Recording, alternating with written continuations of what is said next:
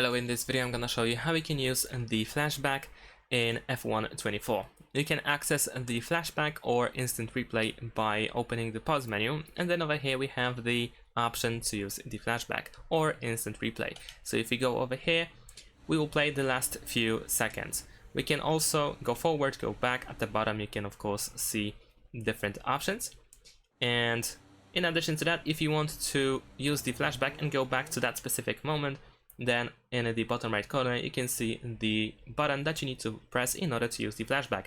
So for instance, on the Xbox it is X, on PS controller it is square, and on keyboard it is F1. And once you press it, you will go back to that specific selected moment. Now, in addition to that, you can also quickly access the instant replay / flashback option by pressing the view button on Xbox controller. You can also press the touchpad on PlayStation controller, and finally on keyboard you can press X. So if you press X on a keyboard, you will go back to, you will open the instant replay as well.